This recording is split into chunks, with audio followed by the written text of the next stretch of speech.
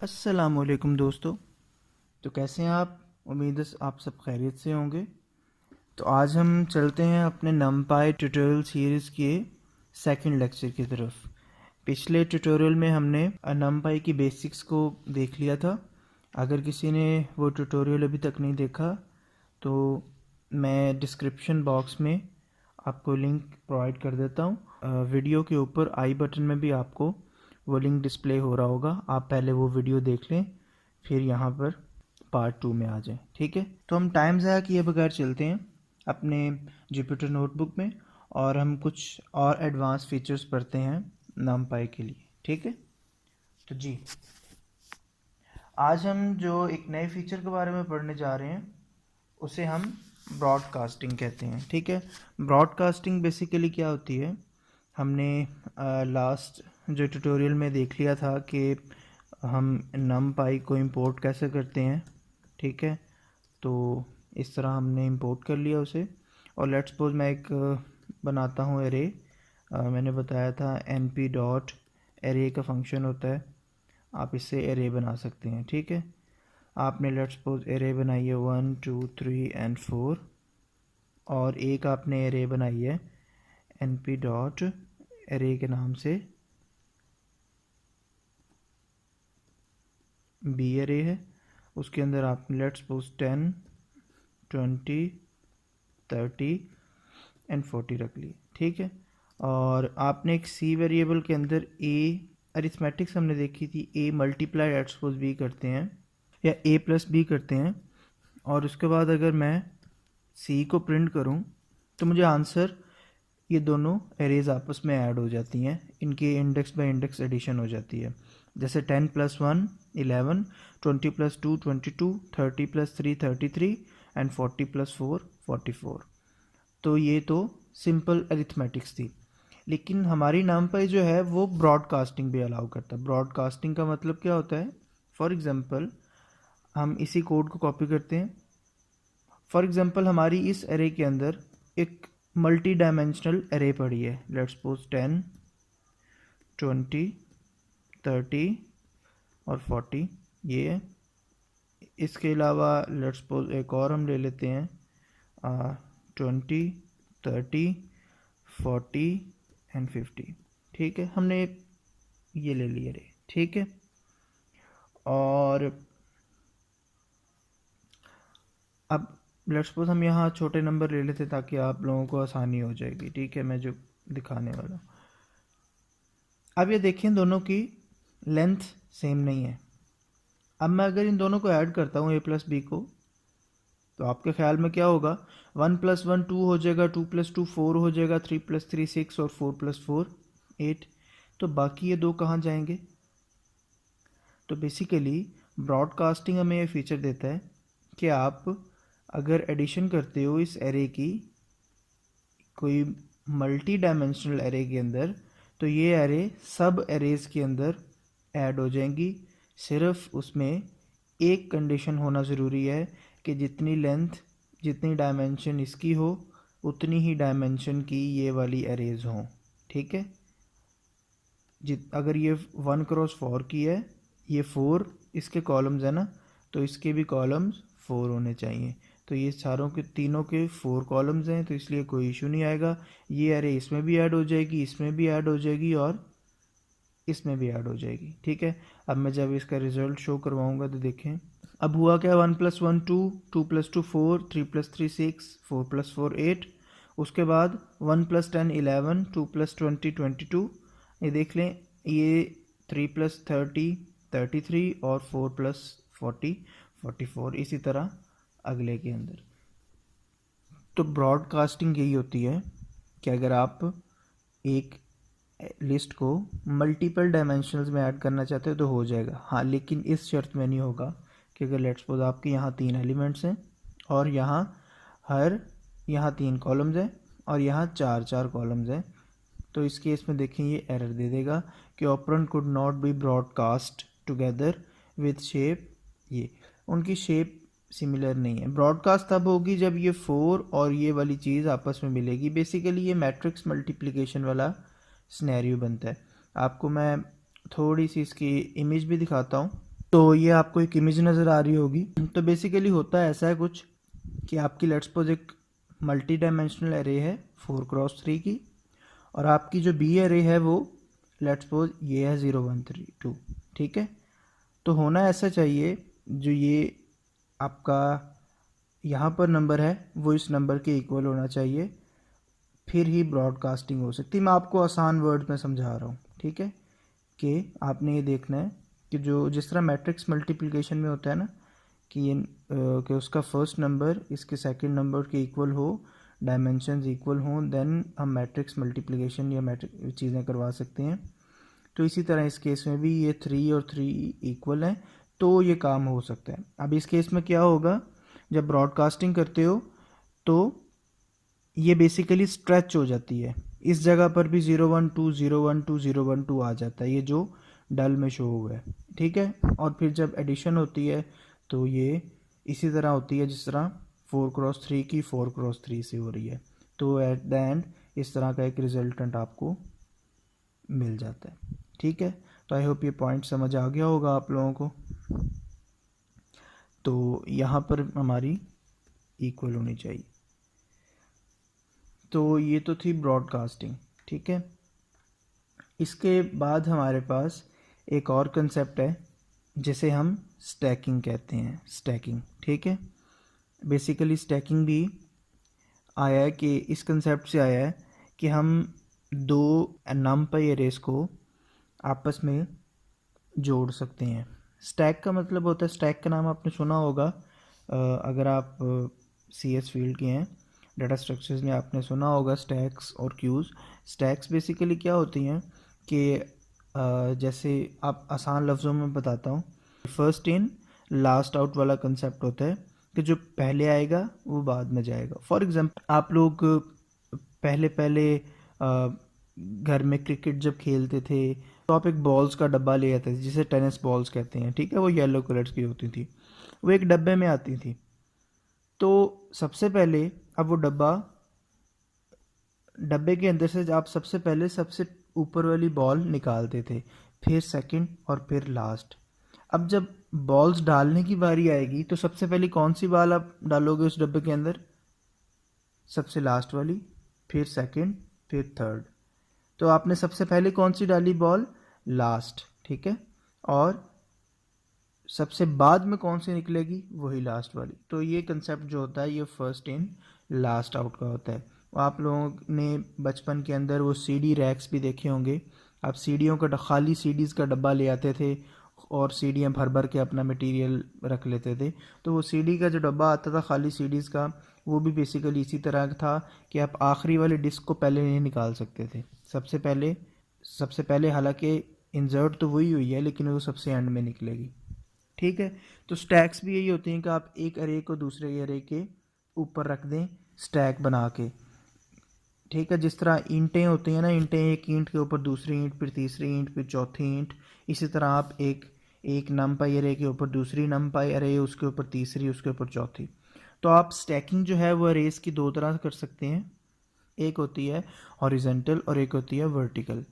आप जो है स्टैकिंग एक्सिस वाइज भी कर सकते हैं, एक कॉलम वाइज भी और रो वाइज भी, ठीक है। तो पहले मैं रो और कॉलम वाइज समझा दूं, उसके बाद हम सिंपल स्टैक पहले देख लें, उसके बाद हम हॉरिजेंटल और वर्टिकल स्टैक की तरफ जाते हैं। फॉर एग्जांपल हमारी एक एरे है, मैं इसी एरे को कॉपी करता हूँ फॉर यूजिबिलिटी। तो इसके अंदर लेट सपोज मैं ये आसानी के लिए सिर्फ समझाने की हद के लिए ये मैं ख़त्म कर देता हूँ, छोटे छोटे नंबर रख लेता हूँ। लेट्स सपोज 2 डिजिट्स रख लेता हूँ ताकि आप लोगों को आसान हो जाए काम, ठीक है। अच्छा, अब उसके बाद इसी तरह मैं एक बी अरे बनाता हूँ, वो भी इसी तरह बना लेता हूँ।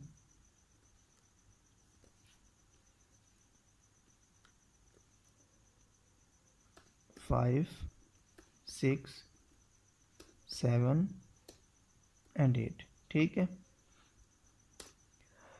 अच्छा, अब मैं जब मुझे इस एरे को सेकंड एरे को इस फर्स्ट एरे के अंदर स्टैक करना है। स्टैक का मतलब मर्ज करना है, रखना है, तो मैं रो वाइज भी रख सकता हूँ और कॉलम वाइज भी रख सकता हूँ। मैं एक बात दोबारा रिपीट कर रहा हूँ कि अगर, तो मैंने लास्ट वीडियो में भी बता दी थी, अगर एक्सिस 0 होगा तो इसका ये मतलब है कि आप रो वाइज रख रहे हो। अगर एक्सिस 1 होगा तो इसका मतलब है आप कॉलम वाइज रख रहे हो। ठीक है, तो अगर मैं लेट्स सपोज आपको करवा के दिखा देता हूँ, स्टैक np डॉट स्टैक। ठीक है, आप स्टैक करोगे, किस किस एरे को स्टैक करना आपने 2 एरेज को स्टैक करना है, तो उसके लिए आपको दोनों एरेज के दरम्यान में ब्रैकेट लगानी है। ठीक है, a कॉमा बी। और अगर आप कॉलम वाइज करना चाहते हो, रो वाइज करना चाहते हो तो 0, कॉलम वाइज करना था तो 1। अब मैं इसको जब चलाता हूँ तो देखें ये हुआ क्या है।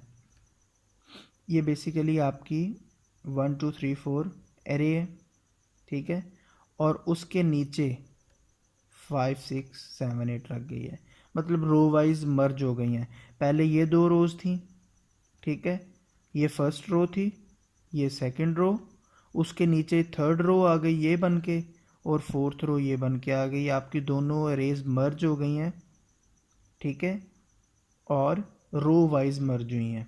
ठीक है, देखने के लिए कैसे पता चलेगा कि ये देखें, ये पहली, ठीक है, ये दूसरी, तो यहाँ पर ये पहली एरे ख़त्म, उसके नीचे ये तीसरी, ये चौथी, यहाँ पर ये दूसरी एरे ख़त्म, और यहाँ पर ये कंप्लीट एरे ख़त्म। ठीक है, अगर आपने लेट्स सपोज चेक करना है कि वाकई 2 एरेज बनी है कि नहीं, इसको आप स्टोर करवाएं किसी वेरिएबल में। मैं चेक करवाने के लिए दिखा रहा हूँ, किसी वेरिएबल में स्टोर करवाया हमने, और मैं चेक करता हूँ के प्रिंट करवा के देखता हूँ कि के 0 इंडेक्स पे क्या पड़ा है। यहाँ पर ब्रैकेट का इशू तो नहीं है, तो के 0 इंडेक्स पे देखें वही 1 2 3 4 पड़ा है। ठीक है, और 1 इंडेक्स पे 2 पड़ा है, ये अगली एरे पड़ी है। तो दोनों एरेज मर्ज होके इस के अंदर आ गई हैं, लेकिन रो वाइज मर्ज हुई हैं। अगर आप चाहते हो कॉलम वाइज मर्ज हो तो आपको यहाँ पर 1 करना पड़ेगा, और अब देखें आपको रिज़ल्ट क्या मिलेगा। अब बेसिकली हुआ क्या है, आपका पहले ये आएगी, ठीक है, उसके बाद ये, फिर ये, और उसके बाद ये 7 8 वाली। तो हुआ है कुछ ऐसे है कि पहले ये वाला कॉलम वाइज चुकी हुई है, पहले ये 1 2 हुई, फिर 5 6 हुई, ठीक है, एक एरे बन गई, फिर 3 4 और फिर 7 8। तो उसने कॉलम वाइज लिया है, पहले इस कॉलम को जोड़ दिया ये वाले, ठीक है, ये 1 2 और 5 6 वाले को, फिर उसने 3 4 और 7 8 वाले कॉलम को जोड़ दिया। ठीक है, तो आई होप ये भी आपको चीज़ समझ आ गई होगी कि हम स्टैक क्यों करते हैं। 2 एरेज को जोड़ने के लिए करते हैं, और हम बहुत सारी ज़रूरत पड़ेगी एरेज को जोड़ने की। हम इंशाल्लाह अपनी नेक्स्ट वीडियो के अंदर इसकी बहुत सारी प्रैक्टिकल एप्लीकेशंस करेंगे। हम एक लाइव डाटा सेट लेके आएंगे, क्योंकि हम डाटा साइंस में अब एंटर हो गए हैं, तो हमें डाटा सेट से ही खेलना पड़ेगा पूरी डाटा साइंस फील्ड में। हमको एक लाइव डाटा सेट लेके आएंगे, उसको numpy array में लोड करेंगे फाइल हैंडलिंग के थ्रू। उसके बाद हम उससे कुछ ना कुछ इंफॉर्मेशन निकालेंगे, कि यूज़फुल इंफॉर्मेशन निकालेंगे, जो यूज़र हमसे पूछेगा हम उसको वो इन्फॉर्मेशन निकाल के देंगे। ठीक है, उसमें से हम उसमें कुछ फाइंडिंग्स करेंगे, कुछ इन्फॉर्मेशन निकालेंगे। अच्छा, ये तो था कि आप किस तरह स्टैकिंग कर सकते हो, सिंपल। अच्छा, एक होती है हॉरिजेंटल स्टैक भी होती है। ठीक है, हॉरिजेंटल स्टैक क्या होती है, हॉरिजेंटल नाम से ही जाहिर हो रहा है कि आप हॉरिजेंटली उनको कंबाइन कर देते हो, उसमें एक्सिस अभी हम नहीं लगाते। ठीक है, तो हॉरिजेंटल के लिए सिर्फ आपको एच स्टैक लिख देना होता है। अब हॉरिजेंटल स्टैकिंग में होगा कुछ ऐसे कि आपकी ये 1 2 हॉरिजेंटल तो यही है ना, और 5 6 ये एक रो में आ जाएगा। 1 2 होगा ऐसा कुछ, आपके एट द एंड सोल्यूशन में ये बन जाएगा 1 2 5 6, ये एक रो बन जाएगी, और 3 4 7 8 मतलब ये कॉलम्स मर्ज हो जाएंगे, ठीक है।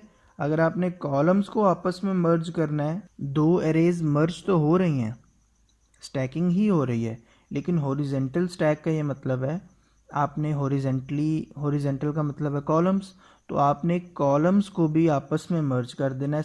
एरेज को तो मर्ज करना ही करना है, कॉलम्स भी आपस में मर्ज हो जाएंगे। तो हम इसका रिजल्ट देखते हैं। देखें ये क्या बन जाएगा, उसी तरह 1 2 और ये 5 6 इकट्ठे हो गए हैं, और 3 4 और 7 8 इकट्ठे हो गए, ठीक है। इसी तरह एक वर्टिकल स्टैकिंग भी होती है, ठीक है। वर्टिकल स्टैक इसका उलट होती है कि आप क्या करते हो, आपके पास एक एरे बनेगी वो इस तरह 1 2 और ये 3 4, अब ये रो की बजाय ये 3 4 जो है अब ये इसके नीचे आ जाएगा, ठीक है।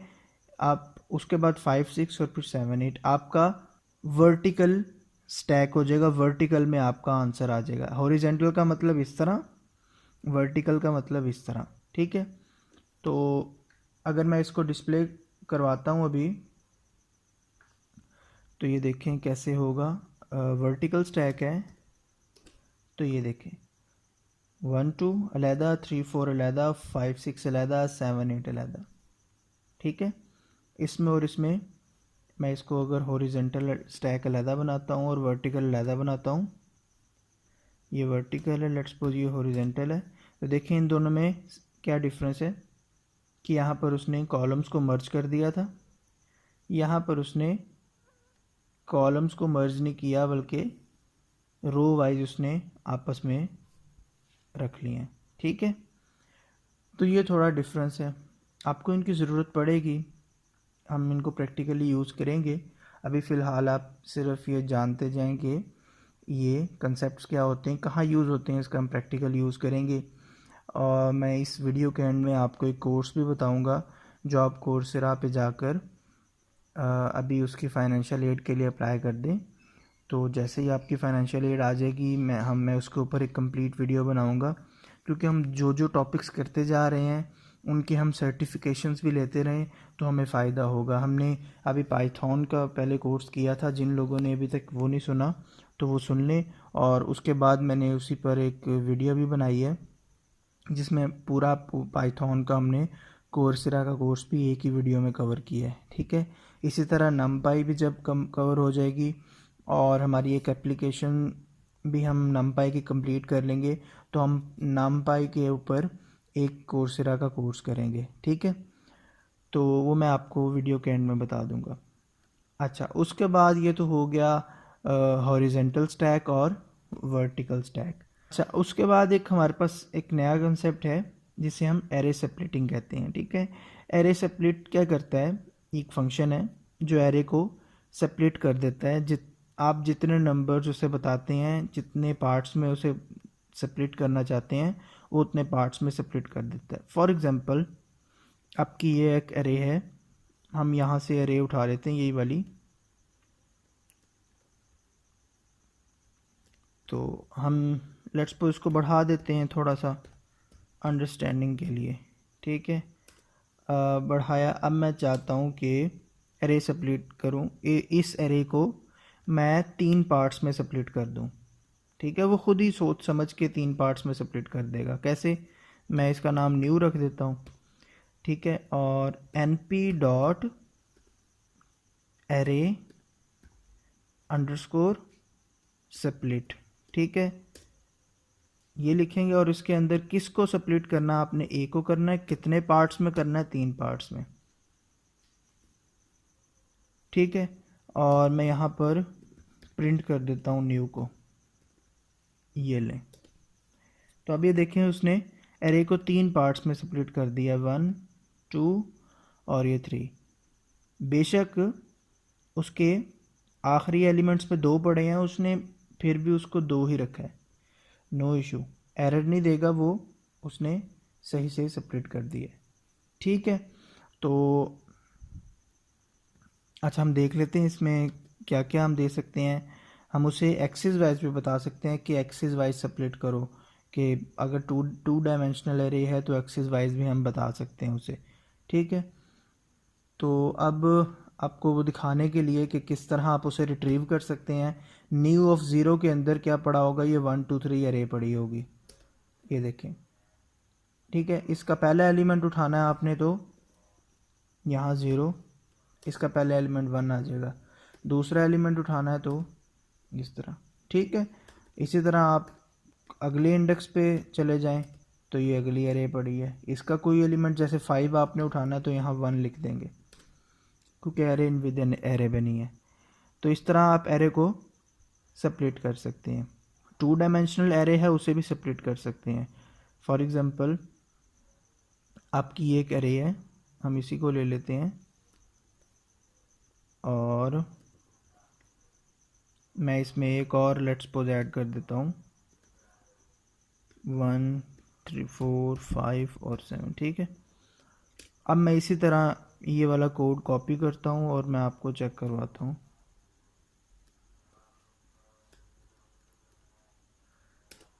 ये देखें उसने क्या किया, यहाँ से ये जहाँ जहाँ एरे लिखा है वो एक नई एरे है। उसने हमने क्या कहा कि इस पूरी एरे को 3 पार्ट्स में सेपरेट कर दो, तो उसने एक दफ़ा एरे, 2 दफ़ा और 3 दफ़ा। एक एरे के अंदर उसने 2 एलिमेंट्स रखे हैं, 2, अगली के अंदर 1 और उसकी अगली के अंदर फिर 1। ठीक है, 3 में करने के लिए अगर मैं 2 कहता तो वो 2 2 रख देता। देखें, अब आपको यहाँ से बेशक समझ ना आ रहा हूँ, मैं इसको अगर 0 करता हूँ तो देखें ये उसने पहले दोनों को कंबाइन कर दिया। अगर मैं फर्स्ट लोकेशन पे देखता हूँ तो उसने इन दोनों को भी कंबाइन कर दिया। तो आई होप आपको ये समझ आ गई होगी कि हम एरे स्प्लिटिंग कैसे करते हैं 2D एरे के केस में भी और 1D एरे के केस में भी। तो अब हम एक और चीज़ आपको बताता चलूँ कि अगर लेट्स सपोज कोई एरे है, लेट्स सपोज यही एरे है, ए एरे है, मैं चाहता हूँ कि ये इसको मैं अगर तरतीब से आपको दिखाने के लिए मैट्रिक्स की फॉर्म में लिखूँ, इस तरह लेट्स सपोज लिखा हुआ है, इसको मैं भी कट कर देता हूँ। कोई मुझे ऐसा मैकेनिज़्म बताओ कि मुझे ये सेकंड कॉलम सिर्फ मिले, सिर्फ ये 2 20 30 और 4, मुझे और कोई चीज़ नहीं उठानी। फॉर एग्ज़ाम्पल आपके पास इसकी प्रैक्टिकली एप्लीकेशंस बहुत ज़्यादा होंगी। आपके पास जो डाटा आता है ना, लेट्स सपोज डाटा के अंदर आपका क्या है जी, यूज़र का आईडी है, यूज़र का नाम है, स्टूडेंट है तो उसका रोल नंबर है, उसकी एज है और उसका फ़ोन नंबर है। आपको कहते हैं कि जस्ट मुझे यूज़र का नाम उठा के दो। अब वो फर्स्ट इंडेक्स पे पड़ा है और सारे के सारे नेम्स उठाने हैं आपने, और वो नमपाई अरे में इसी फॉर्म में पड़े हैं कि हर स्टूडेंट एक अरे में पड़ा है। यहाँ स्टूडेंट की आईडी है, यहाँ स्टूडेंट का नाम है, यहाँ स्टूडेंट की एज है और यहाँ स्टूडेंट का फ़ोन नंबर है। मैं प्रैक्टिकली भी करके दिखा दूंगा आपको भी। तो अगर आपको कहा जाए कि मुझे सिर्फ ये वाला सेकंड कॉलम दो, तो आप कैसे दोगे ये 2 20 30 और 4? उसके लिए आपको इंडेक्सिंग ही, फैंसी इंडेक्सिंग ही करनी पड़ेगी। लेट्स सपोज ए, आपको याद है हम कॉलन के थ्रू क्या करते थे, हम बताते थे कि यहाँ लिखते थे, कॉलन से पहले लिखते थे कि कहाँ से लेके कहाँ तक एलिमेंट शो करवाओ। लेट्स सपोज मैं लिखता हूँ 0 से लेके 2 तक शो करवाओ, तो देखते हैं मुझे एरर देता है कि शो करवाता है। शो करवा दिया, उसका मतलब ये है कि 0 इंडेक्स पे ये पड़ा है क्योंकि 2D एरे है ना, और 1 इंडेक्स पे ये पड़ा है। ठीक है, और आखिरी वाला तो एलिमेंट वैसे शो नहीं होता। ठीक है, तो अगर मुझे सिर्फ ये तो रोज शो करवा रहा है ना, मुझे 2 20 30 और 40 चाहिए, कॉलम चाहिए पूरा कोई। तो उसके लिए आप क्या करोगे, आप यहाँ कॉमा डालोगे और कॉमा के बाद जो आपको कॉलम चाहिए वो डाल दोगे। आपको फर्स्ट कॉलम चाहिए तो फर्स्ट डाल दिया, 0 कॉलम ये है ना 1 10 20, और फर्स्ट कॉलम 2 20 30 और 4 है, तो आपको ये चाहिए, तो आप ये जब करोगे तो देखें आपको 2 20 30 और 40 आ गया। मैं इसी को अगर एग्जांपल की फॉर्म में लिखता हूँ, जो प्रैक्टिकल एग्जांपल है कि आपके पास डाटा है जिसमें यूज़र की आईडीज़ लिखी हैं, ये यूज़र की आईडी हैं 3 4। यहाँ यूज़र के नाम लिखे हैं अली, ठीक है, उमैर, लेट्स सपोज, हसन, और ये जी, और नाम लिखते हैं ज़ुबैर, ठीक है। यहाँ पर उसका रोल नंबर लिखा है 11, यहाँ पर 22, लेट्स सपोज 33, और ये 44, और यहाँ पर उसका फ़ोन नंबर है। अच्छा, मैं ज़ीरो हटाता हूँ, ये आपको मैं बाद में इसकी रीज़न बताता हूँ क्या चक्कर है। एक बड़ा इम्पोर्टेंट क्वेश्चन है जो मेजॉरिटी लोगों को पता नहीं होता। अच्छा, अब मैं चाहता हूँ मुझे सारे नेम सिर्फ मिलें, तो उसके लिए मैं एज़ यूजुअल क्या करूँगा, तो उसके लिए एज़ यूजुअल मैं क्या करूँगा, जैसे मैंने ऊपर किया, मुझे कौन सा कॉलम चाहिए, ये कॉमा, फर्स्ट कॉलम चाहिए, तो ये देखें उसने मुझे रिटर्न कर दिया सारे नाम। इसको मैं प्रिंट करवा दूँ, ठीक है,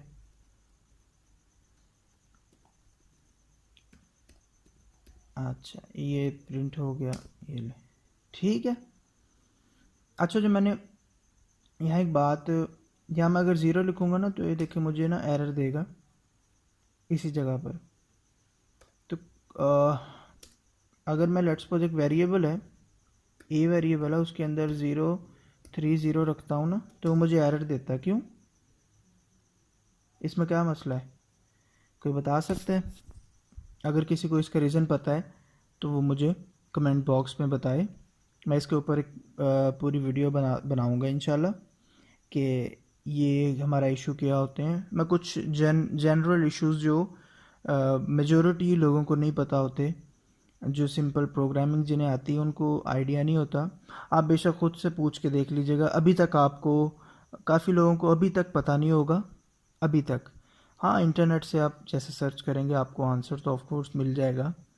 तो मैं कोई ऐसी बात नहीं बता रहा जो आपको नेट से भी ना मिले, लेकिन इंशाल्लाह मैं एक अगली वीडियो इन चीज़ों पर बनाऊंगा कि बहुत सारे आपकी प्रोग्रामिंग की ऐसी चीज़ें होती हैं जो मेजॉरिटी लोगों को पता ही नहीं होती, ठीक है। छोटी छोटी चीज़ें होती हैं और मेजॉरिटी लोगों को उनके बिहाइंड रीज़न नहीं पता होता। जैसे उनमें एक ये भी प्रॉब्लम है कि आपने जब ज़ीरो लगाया यहाँ पर शुरू में, तो आप 1 लगाओगे तो कोई मसला नहीं है, आपने ज़ीरो लगाया तो मसला करने लग गया है।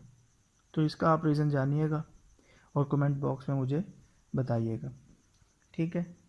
अच्छा, अब मैंने जो वीडियो को स्टार्ट में कहा था कि मैं आपको एक कोर्स बताऊंगा, आपने वो कोर्स रजिस्टर कर लेना है, ठीक है। तो वो कोर्स मैं आपको दिखा देता हूँ अभी। कोर्सेरा पे आपने जाके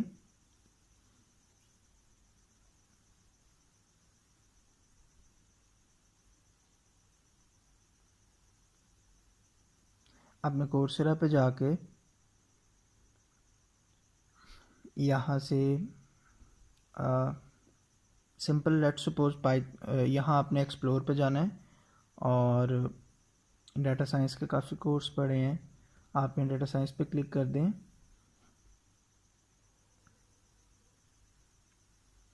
ये देखें बेस्ट जो कोर्सेज है ना, हम उनकी बात कर रहे हैं। ये मैंने सारे ऑलमोस्ट किए हुए हैं, ये बहुत सारे इनमें से किए हुए हैं, तो इंशाल्लाह हम सारे करेंगे वक्त टाइम के साथ साथ, डोंट वरी। अभी फ़िलहाल आपने introduction to data science in Python कर लेना है, क्योंकि हम भी यही चीज़ पढ़ रहे हैं ना कि डाटा साइंस और पाइथन। इसमें भी देखिए प्रोग्रामिंग पाइथन है, नमपाई पढ़ाएंगे, पांडास हमने आगे पढ़ना है वो भी पढ़ाएंगे, और डाटा क्लींजिंग पढ़ाएंगे, ठीक है। तो आपने ये कोर्स अभी से जाके आपने फाइनेंशियल एड के लिए अप्लाई कर देना है। जिसको नहीं पता कि किस तरह फाइनेंशियल एड अप्लाई करनी है, आपको ऊपर आई बटन में लिंक भी नज़र आ रहा होगा, और डिस्क्रिप्शन में मैंने उसकी लिंक भी डाल दी है कि आप फ्री किस तरह रजिस्टर कर सकते हैं इस कोर्स को। तो आप लोगों ने जाकर वहाँ से कोर्स के लिए फाइनेंशियल एड का एक मैकेनिज़्म है, मैंने बताया हुआ है, आप वो अप्लाई कर दें। 15 दिन में आपका वो अप्रूव हो जाएगी और उसके बाद हम 1 या 2 दिनों में मैक्सिमम, हम 2 दिनों के अंदर ये पूरा कोर्स कर लेंगे और इसका सर्टिफिकेट ले लेंगे, ठीक है। मैंने आपको उस वीडियो में भी बताया था कि डाटा साइंस में और कोई भी फील्ड है, ये सर्टिफिकेट्स बहुत इम्पॉर्टेंट है।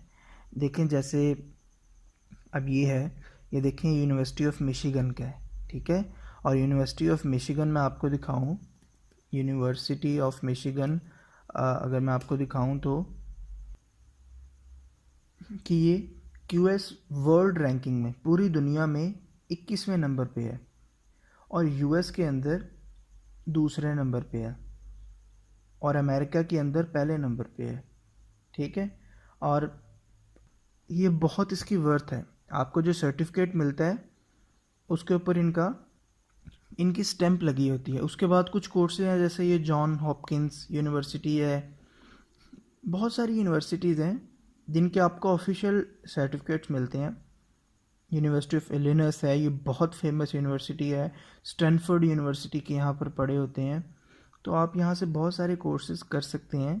हम करेंगे, आहिस्ता आहिस्ता हम सीखते भी जाएंगे और करते भी जाएंगे। मैं आप लोगों को आसानी से आपकी अपनी लैंग्वेज के अंदर, उर्दू लैंग्वेज के अंदर सिखा रहा हूँ और हम साथ साथ कोर्स भी करेंगे ताकि आपके पास कुछ सर्टिफिकेट्स हों, आप कल किसी को कह सको कि मुझे डाटा साइंस आती है, मुझे पाइथन आती है। मैंने कोर्सेरा का, यूनिवर्सिटी ऑफ मिशिगन का या स्टैनफोर्ड का या इलिनॉइस यूनिवर्सिटी के सर्टिफिकेशंस हैं मेरे पास, आईबीएम के सर्टिफिकेशंस हैं। आपकी जॉब रेट बहुत ज़्यादा बढ़ जाएगा, ठीक है। तो आप लोगों ने इस कोर्स को रजिस्टर कर लेना है। मैंने डिस्क्रिप्शन बॉक्स में इस कोर्स का लिंक दे दिया है, आप लोगों ने इसको जाके फाइनेंशियल एड के लिए अप्लाई कर देना है, ठीक है। अपना ख्याल रखिएगा, इंशाल्लाह मिलते हैं अगली वीडियो में। अल्लाह हाफिज़।